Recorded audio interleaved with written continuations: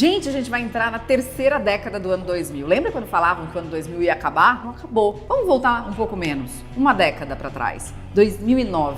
O que você estava fazendo em 2009? Você sabe? Você lembra?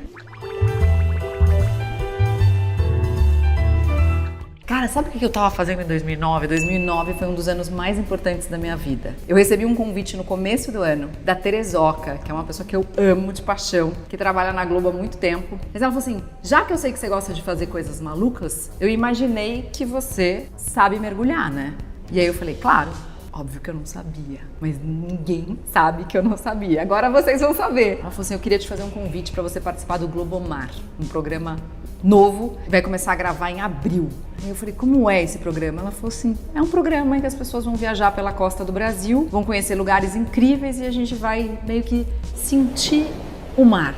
E eu pensei assim, não pode ser verdade. Eu só posso estar sonhando. Era tudo que eu sempre quis fazer, fazendo jornalismo. De repente, como um presente sendo oferecido pra mim, assim, uma década atrás. Quando eu recebi esse convite, eu falei, cara, eu tenho que aprender a mergulhar. E aí eu passei vários finais de semana indo pra Ubatuba pra fazer um curso de mergulho. Fazia aulas particulares de mergulho aqui em São Paulo. E aí eu aprendi a mergulhar e tava pronta pra fazer o Globomar, achando que eu ia mergulhar pra caramba no Globomar. E aí, no dia 7 ou 8 de abril, acho que foi 8 de abril, e a gente embarcou no Alsteiger, um veleiro, que saiu do Recife e foi buscar a gente em Fernando de Noronha. A missão daquele Globomar era levar um pantaneiro que nunca tinha visto o mar, mas ele era piloto de barco no Pantanal para conhecer o mar pela primeira vez, simplesmente em Fernando de Noronha. Sabe tudo de rio, de água doce, mas nunca foi apresentado para o mar. Esse pantaneiro se chamava Seu Vado e eu jamais vou esquecer dele, porque a primeira vez que ele olhou o mar, depois, quando ele realmente pisou no mar, ele quis experimentar a água.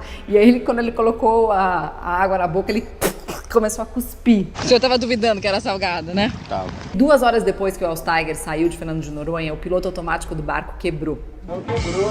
Quebrou a Simone? Jura?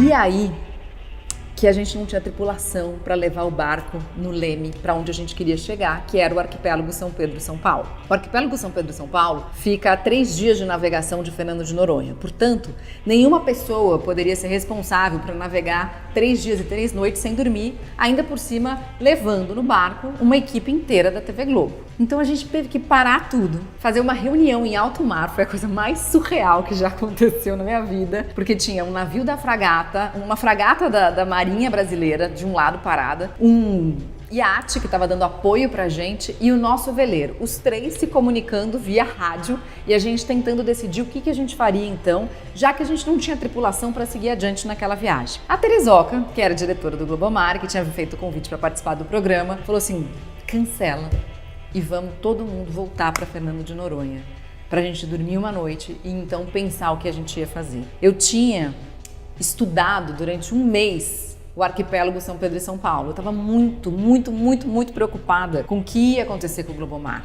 Na época eu tinha 32 anos e o Ernesto Palha, que apresentava o programa comigo, tinha 32 anos de Globo. Eu estava absolutamente insegura com isso. E de repente a Terezoca vira no dia seguinte em Fernando de Noronha e diz assim, olha, a gente não vai mais para o arquipélago São Pedro e São Paulo, a gente vai para o Atol das Rocas. Eu não tinha a menor ideia do que era o Atol das Rocas. Mas ali, naquele momento, eu não tinha nem celular, um smartphone, para pesquisar o que era o Atol das Rocas. Por quê? Porque não existia smartphone naquela época. Eu fiquei completamente insegura. Eu lembro de ter chorado muito à noite, pensando assim, cara, eu não vou conseguir. Mas não tinha jeito e a gente embarcou pro Atol das Rocas. Quando a gente chegou no Atol das Rocas, eu lembro que o veleiro foi se aproximando e de repente eu vi uma faixinha de areia assim no horizonte, bem fininha. E todo mundo que estava dentro do barco falou, sério que a gente viajou 16 horas para ver isso? Enfim, chegamos ao nosso destino. Aquele ali é o Atol das Rocas. De longe, a verdade é que você não vê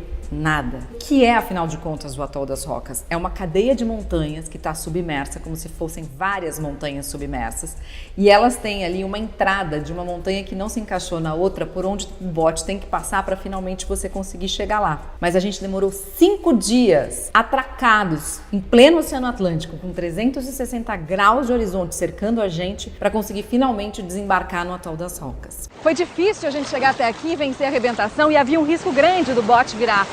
Por isso a gente decidiu vir com pouco equipamento e com uma equipe reduzida. Opa, quase que eu caio. E quando você chega lá, aí você vê aquela maravilha toda. O que você vê, por causa das profundidades diferentes dessas montanhas, são piscinas de cor diferente em pleno mar. É, sem dúvida nenhuma, uma das coisas mais bonitas que eu já vi em toda a minha vida.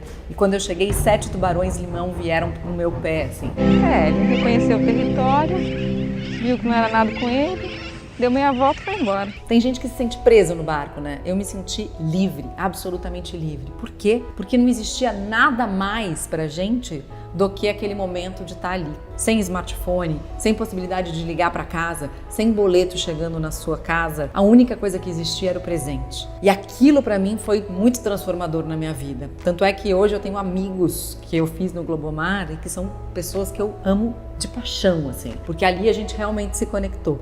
E depois que essa viagem terminou, a gente foi fazer outra que para mim foi ainda mais transformadora nos Lençóis Maranhenses. Tem Lençóis de Barreirinhas, que é normalmente onde todo mundo vai, que é um dos pontos turísticos mais famosos do Brasil. E tem lençóis no Maranhão que chamam Lençóis de Cururupu. Nesses Lençóis de Cururupu existe uma ilha chamada Ilha dos Lençóis, onde existe a maior população de albinos do Brasil. E lá, por que houve grande concentração de albinos? Porque houve muito casamento consanguíneo, ou seja, primos casando com primos, e aí gerou uma mutação genética que deu origem ao albinismo. Então você imagina um monte de gente albina no sol escaldante do Maranhão, aquela população ali que não tem acesso à saúde, e muita gente morre de câncer de pele. Eles têm o costume de pescar durante a noite para se esconder do sol. E ali aconteceu uma história que marcou a minha vida e que não foi pro ar no programa, que foi o seguinte: a primeira pessoa que eu encontrei quando eu cheguei à ilha era um menino que estava com uma sombrinha, assim, carregando uma sombrinha, e ele chamava Sanã.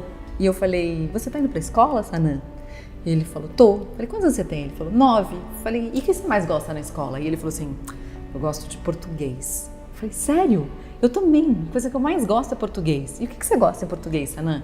Ele falou: eu gosto de poema. Eu falei: que máximo! Jura? Você gosta de poema? Eu amo poema. E qual é o seu livro preferido de poema? E aí ele olhou pra mim e falou assim: não sei. Eu nunca li.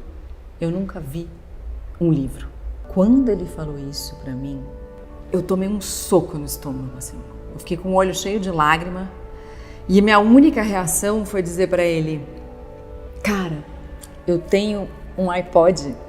Na época, eu tinha vários poemas gravados na voz do Paulo Altran. E eu falei pra ele assim: a gente vai fazer um reggae hoje à noite aqui na ilha, né?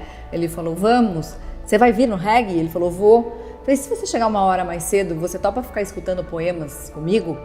E ele falou: topo. E ele ficou 1 hora escutando esses poemas comigo, 1 hora olhando nos meus olhos e 1 hora chorando de emoção pelos poemas. A falta que me fazes não é tanto a hora de dormir, quando dizias Deus te abençoe e a noite abria em sono. É quando ao despertar revejo a um canto a noite acumulada de meus dias e sinto que estou vivo e que não sonho. A vontade que eu tinha, obviamente, era levar o Sanã embora comigo daquela ilha na época em que a gente saiu. E foi muito engraçado porque todo mundo da equipe se apaixonou por uma criança. Todo mundo queria levar uma criança embora. E as crianças ficaram no nosso barco até o momento em que a gente finalmente puxou a âncora e elas pularam no mar porque elas perceberam que realmente a gente ia embora, mas eles não conseguiam ir embora, não conseguiam soltar da gente. O Sanã, na hora que a gente estava, no dia anterior que a gente ia embora, na véspera do dia que a gente ia embora, ele escreveu, assim, ele ajoelhou na areia e ele escreveu o meu nome. Você escreveu meu nome na areia? Deixa eu escrever o seu, então.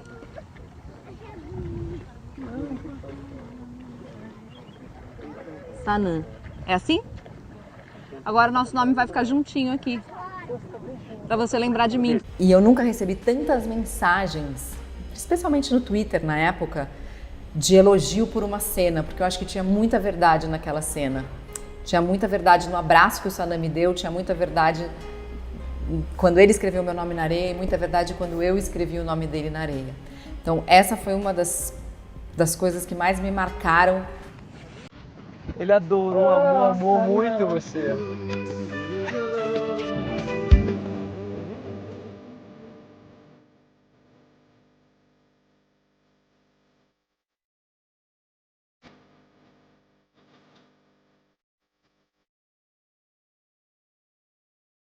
E o mar Eu nunca mais olhei para o mar da mesma maneira. Hoje eu sinto saudade do mar como quem sente saudade de uma pessoa. E você? O que você estava fazendo uma década atrás? Conta pra mim.